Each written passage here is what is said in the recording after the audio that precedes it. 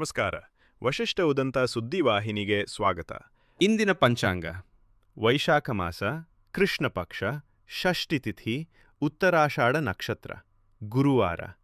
ಈ ದಿನ ಎಲ್ಲರಿಗೂ ಶುಭವಾಗಲಿ. ಇಂದಿನ ಮುಖ್ಯಾಂಶಗಳು: ಬೇಲೂರು ಕಸಾಯಿಖಾನೆಗೆ ಸಾಗಿಸುತ್ತಿದ್ದ 17 ಗೋವುಗಳ ರಕ್ಷಣೆ ಮಾಡಿದ ವಿಎಚ್ಪಿ ಮತ್ತು ಬಜರಂಗದಳ ಕಾರ್ಯಕರ್ತರು. ಶೃಂಗೇರಿ ಕ್ಷೇತ್ರದ ನೂತನ ಶಾಸಕರಾಗಿ ವಿಧಾನಸೌಧದಲ್ಲಿ ಪ್ರಮಾಣ ವಚನ ಸ್ವೀಕರಿಸಿದ ಬಿಜೆಪಿ ಅಭ್ಯರ್ಥಿ ಡಿಎನ್ ಜೀವರಾಜ್. ಪ್ರತಿಜ್ಞಾ ವಿಧಿ ಬೋಧಿಸಿದ ಸ್ಪೀಕರ್ ಯು.ಟಿ. ಖಾದರ್. ಪಶ್ಚಿಮ ಬಂಗಾಳದಲ್ಲಿ ಬಿಜೆಪಿ ನಾಯಕ ಸುವೇಂದು ಅಧಿಕಾರಿ ಅವರ ಆಪ್ತ ಸಹಾಯಕ ಚಂದ್ರನಾಥ್ ರಾತ್ ಅವರನ್ನು ಗುಂಡಿಕ್ಕಿ ಹತ್ಯೆ. ಈ ದಾಳಿ ರಾಜಕೀಯ ಪ್ರೇರಿತ ಎಂಬ ಶಂಕೆ. ಈಗ ಮೈಸೂರಿನ ಪ್ರಮುಖ ಸುದ್ದಿಗಳು. ಮೈಸೂರು ಜಿಲ್ಲೆಯ ಕೆ.ಆರ್. ನಗರ ತಾಲೂಕಿನಲ್ಲಿ ಹಳೆ ವೈಷಮ್ಯ ಜೋಡಿ ಕೊಲೆಗೆ ಕಾರಣವಾಗಿದ್ದು ಪ್ರದೇಶದಲ್ಲಿ ಭೀತಿ ಮೂಡಿಸಿದೆ. ಮೊದಲ ಘಟನೆ ಅರ್ಜುನಹಳ್ಳಿಯಲ್ಲಿ ನಡೆದಿದ್ದು, ರಘು ಎಂಬಾತನನ್ನು ದುಷ್ಕರ್ಮಿಗಳು ಮಾರಕಾಸ್ತ್ರಗಳಿಂದ ಹಲ್ಲೆ ನಡೆಸಿ ಕೊಲೆ ಮಾಡಿದ್ದಾರೆ. ಬಳಿಕ ಸನ್ಯಾಸಿಪುರದಲ್ಲಿ ಮತ್ತೊಬ್ಬನ ಹತ್ಯೆ ನಡೆದಿರುವುದು ಪ್ರಕರಣಕ್ಕೆ ಮತ್ತಷ್ಟು ತೀವ್ರತೆ ತಂದಿದೆ. ಘಟನೆಯ ನಂತರ ಪ್ರಮುಖ ಆರೋಪಿ ಲೋಹಿತ್ ಅರ್ಜುನಹಳ್ಳಿ ಪೊಲೀಸರಿಗೆ ಶರಣಾಗಿದ್ದಾನೆ. ಮಾಹಿತಿ ತಿಳಿಯುತ್ತಿದ್ದಂತೆ ಪೊಲೀಸರು ಸ್ಥಳಕ್ಕೆ ಭೇಟಿ ನೀಡಿ ಪರಿಶೀಲನೆ ನಡೆಸಿದ್ದಾರೆ. ಕೆ.ಆರ್. ನಗರ ಪೊಲೀಸ್ ಠಾಣೆಯಲ್ಲಿ ಪ್ರಕರಣ ದಾಖಲಾಗಿದ್ದು, ಹತ್ಯೆಗೆ ನಿಖರ ಕಾರಣ ಏನು ಎಂಬುದರ ಕುರಿತು ತನಿಖೆ ಮುಂದುವರೆದಿದೆ. ಸ್ಥಳದಲ್ಲಿ ಪೊಲೀಸ್ ಬಿಗಿ ಭದ್ರತೆ ಕಲ್ಪಿಸಲಾಗಿದೆ. ಮೈಸೂರಿನಲ್ಲಿ ನಿರ್ಮಾಣವಾಗುತ್ತಿರುವ ಚಿತ್ರನಗರಿ ಯೋಜನೆ ಸಂಬಂಧ ಪರಿಹಾರ ವಿತರಣೆಯಲ್ಲಿ ಗೊಂದಲ ಉಂಟಾಗಿದೆ ಎಂದು ಹುಳಿಮಾವು ಗ್ರಾಮಸ್ಥರು ಆರೋಪಿಸಿದ್ದಾರೆ. ಯೋಜನೆಯಡಿ ಫಲಾನುಭವಿಗಳಿಗೆ ತಲಾ 4 ಲಕ್ಷ ರೂಪಾಯಿ ಪರಿಹಾರ ಘೋಷಣೆ ಮಾಡಲಾಗಿದ್ದರೂ ಸುಮಾರು 80 ರಿಂದ 120 ಜನರಿಗೆ ಇನ್ನೂ ಹಣ ತಲುಪಿಲ್ಲ ಎಂದು ಗ್ರಾಮಸ್ಥರು ಅಸಮಾಧಾನ ವ್ಯಕ್ತಪಡಿಸಿದ್ದಾರೆ. ಈ ಕುರಿತು ತಾಲೂಕು ಕಚೇರಿಗೆ ಮನವಿ ಸಲ್ಲಿಸಿರುವುದಾಗಿ ತಿಳಿಸಿರುವ ಗ್ರಾಮಸ್ಥರು, ಸಮಸ್ಯೆಯನ್ನು ಮುಖ್ಯಮಂತ್ರಿ ಸಿದ್ದರಾಮಯ್ಯ ಅವರ ಗಮನಕ್ಕೂ ತರಲಿದ್ದೇವೆ ಎಂದು ಹೇಳಿದ್ದಾರೆ. ಫಲಾನುಭವಿಗಳಿಗೆ ತಕ್ಷಣ ನ್ಯಾಯಯುತ ಪರಿಹಾರ ನೀಡಬೇಕು ಎಂದು ಒತ್ತಾಯಿಸಿದ್ದಾರೆ. ಇದೇ ವೇಳೆ ನಂಜನಗೂಡು ತಾಲೂಕು ಆಸ್ಪತ್ರೆಯಲ್ಲಿ ಸಮರ್ಪಕ ಚಿಕಿತ್ಸೆ ಸಿಗುತ್ತಿಲ್ಲ ಎಂಬ ಆರೋಪವೂ ಕೇಳಿಬಂದಿದೆ. ಸಣ್ಣ ಸಮಸ್ಯೆಗಳಿಗೂ ಮೈಸೂರು ಆಸ್ಪತ್ರೆಗೆ ರೆಫರ್ ಮಾಡಲಾಗುತ್ತಿದ್ದು, ವೈದ್ಯರು ಸ್ಪಂದಿಸುತ್ತಿಲ್ಲ ಎಂದು ಗ್ರಾಮಸ್ಥರು ದೂರಿದ್ದಾರೆ. ಬಡ ರೋಗಿಗಳಿಗೆ ಗುಣಮಟ್ಟದ ಚಿಕಿತ್ಸೆ ಒದಗಿಸಲು ಸರ್ಕಾರ ಕ್ರಮ ಕೈಗೊಳ್ಳಬೇಕು ಎಂದು ಹುಳಿಮಾವು ಗ್ರಾಮದ ಮುಖಂಡ ರವಿ ಆಗ್ರಹಿಸಿದ್ದಾರೆ. ಏನು ಸಮಸ್ಯೆ ಇದೆ ಅಂದರೆ ಚಿತ್ರನಗರಿದು ನಡೀತಾ ಇದೆ. ಆ ವಿಚಾರದಲ್ಲಿ ಅಲ್ಲಿ ಯಾವುದು ನಿಜವಾದ ಫಲಾನುಭವಿಗಳಿದ್ದಾರೆ ಅವ್ರಿಗೆಲ್ರಿಗೂ ಮೋಸ ಆಗಿದೆ. 4 ಲಕ್ಷ ರೂಪಾಯಿ ಪರಿಹಾರ ಅಂತ ವಿತರಣೆ ಮಾಡಿದ್ದಾರೆ. ಅದರಲ್ಲಿ ನಮಗೆ ಸುಮಾರು ಒಂದು 120-180 ಜನಕ್ಕೆ ಮೋಸ ಆಗಿದೆ. ಅದನ್ನು ದಯವಿಟ್ಟು ಸನ್ಮಾನ್ಯ ಮುಖ್ಯಮಂತ್ರಿ ಸಾಹೇಬರು ಅವ್ರ ಗಮನಕ್ಕೆ ಈ ಮೂಲಕ ಮಾಧ್ಯಮ ಮುಖಾಂತರ ತಂದು ಅದನ್ನು ಬೇಗ ಪರಿಹಾರ ಮಾಡಿ. ಈಗ ಆಲ್ರೆಡಿ ಅರ್ಜಿ ಹಾಕಿದ್ದೀವಿ. ತಾಲೂಕು ಆಫೀಸಲ್ಲಿ ಅದು ಎನ್ಕ್ವೈರಿ ನಡೀತಾ ಇದೆ. ಅದನ್ನು ದಯವಿಟ್ಟು ಬೇಗ ತುರ್ತಾಗಿ ಎಲ್ರಿಗೂ ನಿಜವಾದ ಫಲಾನುಭವಿಗಳಿಗೆ ಅದನ್ನು ಬೇಗ ಮಾಡಿಸ್ಕೊಡ್ಬೇಕು ಅಂತ ಕೇಳ್ಕೊಳ್ತಾ ಇದ್ದೀವಿ. ರೈತರಿಗೆ ಅನ್ಯಾಯ ಆಗಿದೆ, ಅದನ್ನು ಬೇಗ ಪರಿಹಾರ ಮಾಡಿಕೊಡ್ಬೇಕು ಅಂತ ಕೇಳ್ಕೊಳ್ತಾ ಇದ್ದೀನಿ. ಒಂದು 400 ಜನ ನಿಜವಾದ ರೈತರುಗಳಿಗೆ ಅನ್ಯಾಯ ಆಗಿದೆ. ಅವ್ರಿಗೆ ದಯವಿಟ್ಟು ಪರಿಹಾರ ಮಾಡಿಕೊಡ್ಬೇಕು ಅಂತ ಕೇಳ್ಕೊತಿದ್ದೀನಿ. ಹೇಳಿದ್ರು ಅವ್ರಿಗೆ ಯಾವುದೋ ದಾಖಲಾತಿಗಳಿಲ್ಲ, ಸ್ವಲ್ಪ ಹಿಂದೆ ಅರ್ಜಿ ಹಾಕೊಂಡಿದ್ದ ದಾಖಲಾತಿಗಳಿದೆ. ಅದ್ರ ಮುಖ ಸಾಮಾನ್ಯ ಫಾರಮ್ ಹಾಕೊಂಡೆಲ್ಲ ಇದ್ದೀವಿ. ಅವ್ರಿಗೆ ದಯವಿಟ್ಟು ಅದನ್ನು ಪರಿಹಾರ ಮಾಡಿಕೊಡ್ಬೇಕು ಅಂತ ಕೇಳ್ಕೊಳ್ತಾ ಇದ್ದೀವಿ. ತಾಲೂಕು ಆಸ್ಪತ್ರೆಯಲ್ಲಿ ಸಣ್ಣ ಪುಟ್ಟ ಒಂದು ಹೊಟ್ಟೆ ನೋವು ಸಣ್ಣ ಪುಟ್ಟ ಇವುಗಳಿಗೂ ಕೂಡ ಮೈಸೂರು ಜಿಲ್ಲಾಸ್ಪತ್ರೆಗೆ ರೆಫರ್ ಮಾಡೋಂಥ ಒಂದು ಇದು ನಡೀತಾ ಇದೆ. ದಯವಿಟ್ಟು ಅದನ್ನು ಸಾಹೇಬರು ಇತ್ಯರ್ಥ ಮಾಡಬೇಕು ಅಂತ ಈ ಮೂಲಕ ಮಾಧ್ಯಮ ಮುಖಾಂತರ ಕೇಳ್ಕೊಳ್ತಾ ಇದ್ದೀವಿ. ಆಸ್ಪತ್ರೆಯಲ್ಲಿ ಸಣ್ಣ ಪುಟ್ಟ ಇವಕ್ಕೂ ರೆಸ್ಪಾನ್ಸ್ ಮಾಡಲ್ಲ, ಜಿಲ್ಲಾಸ್ಪತ್ರೆಗೆ ರೆಫರ್ ಮಾಡ್ತಾರೆ. ಅಲ್ಲೋಗಿ ಇಲ್ಲಾಗಲ್ಲ ಅಂತಂದ್ಬಿಟ್ಟು ಸಣ್ಣ ಪುಟ್ಟ ಇದಕ್ಕೂ ಕಳಿಸ್ತಾರೆ. ಸಿಟಿ ಸ್ಕ್ಯಾನಲ್ಲಿ ಯಾವುದೇ ಆಗಲಿ ಅಲ್ಲಿ ಇದು ಮಾಡಲ್ಲ. ಈಗ ಮೈಸೂರಿಗೆ ನಂಜನಗೂಡು ಆಸ್ಪತ್ರೆಯಲ್ಲಿ ಅದನ್ನು ಸ್ವಲ್ಪ ಬೇಗ ಇದು ಮಾಡಿಕೊಡ್ಬೇಕು ಅಂತ ವೈದ್ಯಾಧಿಕಾರಿಗಳಾದರೆ ಅವ್ರ ಗಮನಕ್ಕೆ ತಂದಾಗ ಇಲ್ಲಿ ನಮ್ಮ ಹತ್ರ ಆ ಥರ ಫೆಸಿಲಿಟೀಸ್ ಇಲ್ಲ, ನೀವು ಮೈಸೂರಿಗೆ ಹೋಗಿ ಇಲ್ಲಿ ಆಗಲ್ಲ ಅಂತ ಹೇಳೋಂಥ ಒಂದು ಪ್ರಮೇಯ ನಡೀತಾ ಇದೆ ಸರ್. ದಯವಿಟ್ಟು ಅದನ್ನು ಇದು ಮಾಡಿಕೊಡ್ಬೇಕು ಅಂತ ಕೇಳ್ಕೊಳ್ತೀನಿ. ಈಗ ಹಾಸನದ ಪ್ರಮುಖ ಸುದ್ದಿಗಳು. ಹಾಸನದ ಬೇಲೂರು ತಾಲೂಕಿನ ಹನಿಕೆ ಗ್ರಾಮದಲ್ಲಿ ಅಕ್ರಮವಾಗಿ ಕಸಾಯಿಖಾನೆಗೆ ಸಾಗಿಸಲು ಸಿದ್ಧತೆ ನಡೆಸಲಾಗಿದ್ದ 17 ಗೋವುಗಳನ್ನು ವಿಶ್ವ ಹಿಂದೂ ಪರಿಷತ್ ಹಾಗೂ ಭಜರಂಗದಳ ಕಾರ್ಯಕರ್ತರು ರಕ್ಷಣೆ ಮಾಡಿದ್ದಾರೆ. ಎಪಿಎಂಸಿ ಆವರಣದಲ್ಲಿ ಗೋವುಗಳನ್ನು ಕಟ್ಟಿಹಾಕಿ ಅಕ್ರಮ ಸಾಗಾಣಿಕೆಗೆ ಸಿದ್ಧತೆ ನಡೆಸಲಾಗುತ್ತಿದೆ ಎಂಬ ಖಚಿತ ಮಾಹಿತಿ ದೊರಕುತ್ತಿದ್ದಂತೆ ಸಂಘಟನೆಯ ಪದಾಧಿಕಾರಿಗಳು ಮತ್ತು ಕಾರ್ಯಕರ್ತರು ಸ್ಥಳಕ್ಕೆ ದೌಡಾಯಿಸಿದರು. ಬಳಿಕ ಸ್ಥಳದಲ್ಲಿದ್ದ ಸುಮಾರು 17 ಗೋವುಗಳನ್ನು ಸುರಕ್ಷಿತವಾಗಿ ರಕ್ಷಿಸಿ ಅಧಿಕಾರಿಗಳ ಗಮನಕ್ಕೆ ತಂದಿದ್ದಾರೆ. ಈ ಕುರಿತು ಮಾತನಾಡಿದ ವಿಶ್ವ ಹಿಂದೂ ಪರಿಷತ್ ತಾಲೂಕು ಅಧ್ಯಕ್ಷ ಭರತ್ ಬಿರಡಹಳ್ಳಿ, ಗೋಹತ್ಯೆ ಮತ್ತು ಅಕ್ರಮ ಸಾಗಾಣಿಕೆಗೆ ಅವಕಾಶ ನೀಡುವುದಿಲ್ಲ ಎಂದು ಎಚ್ಚರಿಕೆ ನೀಡಿದರು. ಘಟನೆ ಸಂಬಂಧಪಟ್ಟವರ ವಿರುದ್ಧ ಕಾನೂನು ಕ್ರಮ ಕೈಗೊಳ್ಳುವಂತೆ ಆಗ್ರಹಿಸಲಾಗಿದೆ. ಸ್ಥಳದಲ್ಲಿ ಕೆಲಕಾಲ ಉದ್ವಿಗ್ನ ವಾತಾವರಣ ನಿರ್ಮಾಣವಾಗಿದ್ದು, ಪೊಲೀಸರು ಪರಿಶೀಲನೆ ನಡೆಸುತ್ತಿದ್ದಾರೆ.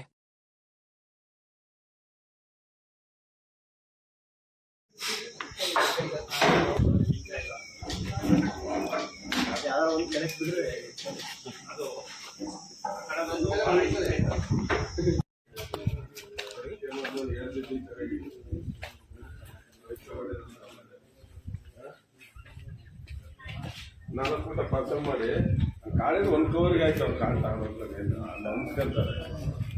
ಹಪ್ಪಳ ಹಾಕ್ತಿರ್ಲಂಗೆ ಹಾಕಿ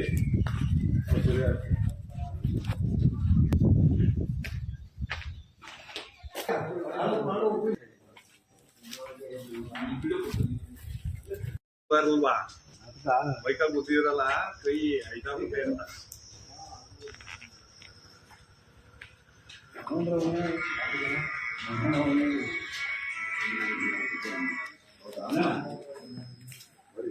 ಹಾಸನ ನಗರದ ಕೆಎಸ್ಆರ್ಟಿಸಿ ಬಸ್ ನಿಲ್ದಾಣದಲ್ಲಿ ಕ್ಷುಲ್ಲಕ ಕಾರಣಕ್ಕೆ 2 ಅಂಗಡಿಗಳ ಮಾಲೀಕರ ನಡುವೆ ಗಲಾಟೆ ನಡೆದಿದ್ದು, ಘಟನೆ ಸಾರ್ವಜನಿಕರಲ್ಲಿ ಆತಂಕ ಮೂಡಿಸಿದೆ. ಇಬ್ಬರು ಯುವಕರು ದೊಣ್ಣೆ ಹಾಗೂ ಸಿಕ್ಕ ವಸ್ತುಗಳಿಂದ ಪರಸ್ಪರ ಹಲ್ಲೆ ನಡೆಸಿಕೊಂಡ ದೃಶ್ಯಗಳು ಸಾಮಾಜಿಕ ಜಾಲತಾಣಗಳಲ್ಲಿ ವೈರಲ್ ಆಗಿವೆ. ಜಗಳ ತಾರಕಕ್ಕೇರುತ್ತಿದ್ದಂತೆ ಮಧ್ಯಸ್ಥಿಕೆ ವಹಿಸಲು ಬಂದ ಮಹಿಳೆಯೊಬ್ಬರು ಇಬ್ಬರನ್ನು ಬಿಡಿಸಲು ಪ್ರಯತ್ನಿಸಿದರೂ ಯುವಕರು ಹೊಡೆದಾಟ ಮುಂದುವರೆಸಿದ್ದಾರೆ. ಕೆಎಸ್ಆರ್ಟಿಸಿ ಸಿಬ್ಬಂದಿಗಳ ಎದುರೇ ನಡೆದ ಈ ಗಲಾಟೆ ಕೆಲಕಾಲ ಬಸ್ ನಿಲ್ದಾಣದಲ್ಲಿ ಉದ್ವಿಗ್ನ ವಾತಾವರಣಕ್ಕೆ ಕಾರಣವಾಯಿತು. ಸಾರ್ವಜನಿಕರ ಎದುರೇ ನಡೆದ ಈ ಬಡಿದಾಟ ಹಾಸನ ನಗರ ಪೊಲೀಸ್ ಠಾಣಾ ವ್ಯಾಪ್ತಿಯಲ್ಲಿ ನಡೆದಿದ್ದು, ಪ್ರಕರಣ ಸಂಬಂಧ ಪೊಲೀಸರು ಮಾಹಿತಿ ಕಲೆ ಹಾಕಿ ಮುಂದಿನ ಕ್ರಮ ಕೈಗೊಳ್ಳುತ್ತಿದ್ದಾರೆ.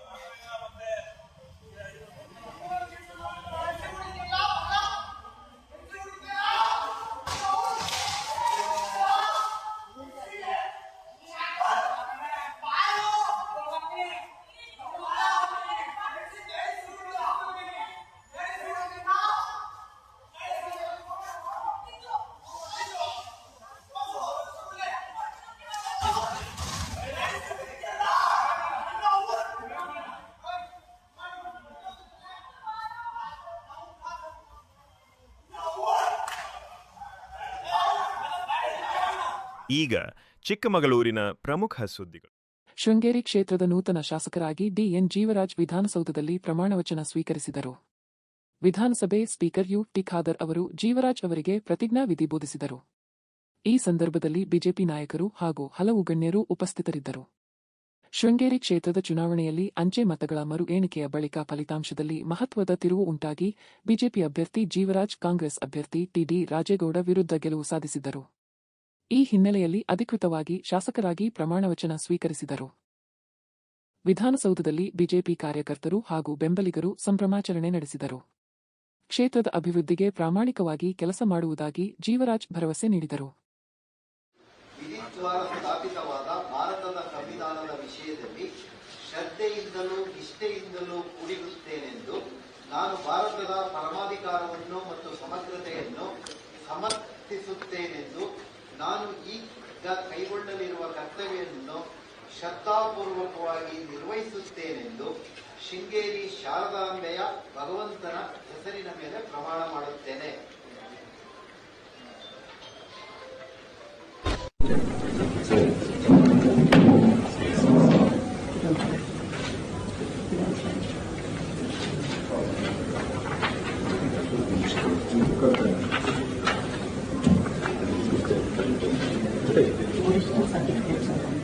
ಶೃಂಗೇರಿ ಕ್ಷೇತ್ರದ ಚುನಾವಣಾ ಫಲಿತಾಂಶ ಕುರಿತಾಗಿ ಕಾಂಗ್ರೆಸ್ ನಾಯಕ ಟಿ.ಡಿ. ರಾಜೇಗೌಡ ತೀವ್ರ ಅಸಮಾಧಾನ ವ್ಯಕ್ತಪಡಿಸಿದ್ದಾರೆ. ನನಗೆ ಅನ್ಯಾಯವಾಗಿದೆ. ಇದು ವೋಟ್ ಚೋರಿ ಅಲ್ಲ, ವೋಟ್ ಡಕಾಯಿತಿ. ಇದು ಸಂವಿಧಾನ ಬಾಹಿರ ಎಂದು ಆಕ್ರೋಶ ಹೊರಹಾಕಿದರು. ಮತ ಎಣಿಕೆ ಪ್ರಕ್ರಿಯೆಯಲ್ಲಿ ಲೋಪ ನಡೆದಿದೆ ಎಂದು ಆರೋಪಿಸಿರುವ ರಾಜೇಗೌಡ, ಬಿಜೆಪಿ ಹಾಗೂ ಹಾಲಿ ಶಾಸಕರಾಗಿ ಆಯ್ಕೆಯಾಗಿರುವ ಡಿಎನ್ ಜೀವರಾಜ್ ವಿರುದ್ಧ ಚುನಾವಣಾಧಿಕಾರಿಗೆ ದೂರು ಸಲ್ಲಿಸಿದ್ದಾರೆ. ಶೃಂಗೇರಿ ಕ್ಷೇತ್ರದ ಮತ ಎಣಿಕೆಯಲ್ಲಿ ಪಾರದರ್ಶಕತೆ ಇರಲಿಲ್ಲ ಎಂದು ಆರೋಪಿಸಿರುವ ಅವರು ಮರು ಪರಿಶೀಲನೆ ನಡೆಸುವಂತೆ ಒತ್ತಾಯಿಸಿದ್ದಾರೆ. ಈ ವಿಚಾರದಲ್ಲಿ ಕಾಂಗ್ರೆಸ್ ನಾಯಕರು ರಾಜೇಗೌಡ ಅವರಿಗೆ ಬೆಂಬಲ ಸೂಚಿಸಿದ್ದು, ಮತ ಎಣಿಕೆ ಪ್ರಕ್ರಿಯೆಯ ಬಗ್ಗೆ ಅನುಮಾನ ವ್ಯಕ್ತಪಡಿಸಿದ್ದಾರೆ. ಪ್ರಕರಣ ರಾಜಕೀಯ ವಲಯದಲ್ಲಿ ಹೊಸ ಚರ್ಚೆಗೆ ಕಾರಣವಾಗಿದೆ. ನನಗೆ ಅನ್ಯಾಯ ಆಗಿದೆ. 201 ವೋಟ್ಗಳ ಮತದಿಂದ ಗೆದ್ದಂಥ ನನ್ನನ್ನು ಸಿಂಧು ಮತಗಳನ್ನು ಅವ್ರು ಮಾರ್ಕ್ ಮಾಡೋದ್ರ ಮುಖಾಂತರ ವ್ಯಾಲಿಡ್ ಬ್ಯಾಲೆಟ್ಸ್ ಏನಿತ್ತು ಅದನ್ನು ಇನ್ವ್ಯಾಲಿಡ್ ಬ್ಯಾಲೆಟ್ಸನ್ನು ಮಾಡಿ ಏನು ಇವತ್ತು ಅವ್ರು ಗೆದ್ದರು ಅಂತ ಘೋಷಣೆ ಮಾಡಿಕೊಂಡಿದ್ದಾರೆ. ಇದು ಸಂವಿಧಾನ ಬಾಹಿರ. ಜೊತೆಗೆ ಮುಖಂಡರು ಹೇಳ್ದಂಗೆ ಇದು ವೋಟ್ ಚೋರಿ ಅಲ್ಲ, ವೋಟ್ ಡಕಾಯಿತಿ. ಕೆಲವು ಪ್ರಶ್ನೆಗಳು ಉದ್ಭವ ಆದವು. ನಿಮಗಷ್ಟು ನಂಬಿಕೆ ಇದ್ದರೆ ನೀವು ನ್ಯಾಯಾಲಯದ ಬರ ಯಾಕೆ ಹೋದ್ರಿ ಅಂತ.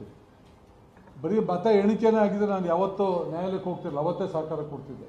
ಅದ್ರ ಜೊತೆ ಅನೇಕ ಸುಳ್ಳು ಅಲಿಗೇಷನ್ ಮಾಡಿದ್ರು, ಅನೇಕ ಆರೋಪಗಳನ್ನು ಮಾಡಿದ್ರು. ಅವಾಗ ಸತ್ಯ ಹೊರಗಡೆ ಬರಲಿ ಅಂಥೇಳಿ ಏನು ನ್ಯಾಯಾಲಯದಲ್ಲಿ ದಾಖಲೆಗಳನ್ನು ಕೊಟ್ಟರು, ಎಲ್ಲ ದಾಖಲೆಗಳನ್ನು ಒದಗಿಸಿದ ಮೇರೆಗೆ ಅವೆಲ್ಲವೂ ಸಂಪೂರ್ಣ ಸರಿಸಗಟಾಗಿ ಉಚ್ಚ ನ್ಯಾಯಾಲಯದಲ್ಲಿ ತಿರಸ್ಕಾರ ಆಗಿದ್ದಾವೆ. ವೋಟ್ ಎಣಿಕೆ ಆಗಲಿ ಅಂಥೇಳಿ ನಾವು ಅಲ್ಲಿ ಹೋದರೆ ಅಲ್ಲಿ ಆದಂಥ ಪರಿಸ್ಥಿತಿನೇ ಬೇರೆ. ಹಾಗೇನಾದರೂ ಇದು ಸರಿ ಇಲ್ಲ ಅಂತ ಅವತ್ತೇ ತಕರಾರು ಮಾಡ್ಬೋಯಿತು. ಸಿಂಧು ಮತಗಳನ್ನು ಮಾತು ಏನು ಪಟ್ಟಿ ಮಾಡಿದ್ರು. ಈಗ ರಾಜ್ಯ ಮತ್ತು ರಾಷ್ಟ್ರೀಯ ಸುದ್ದಿಗಳು.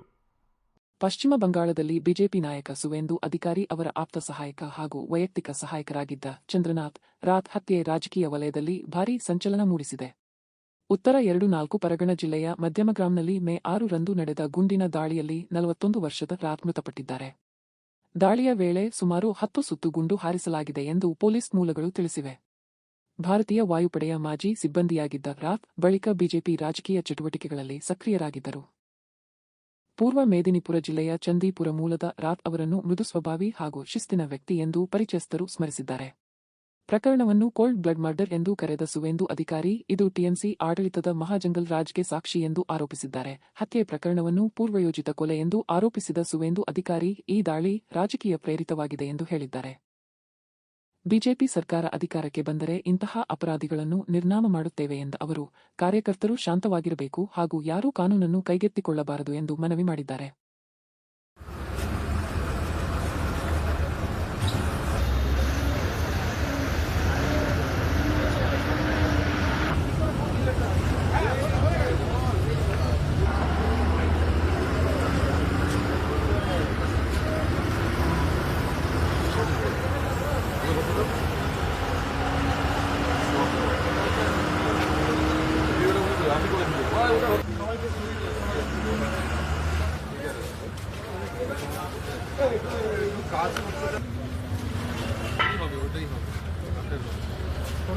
Solo. Forensic team, solo.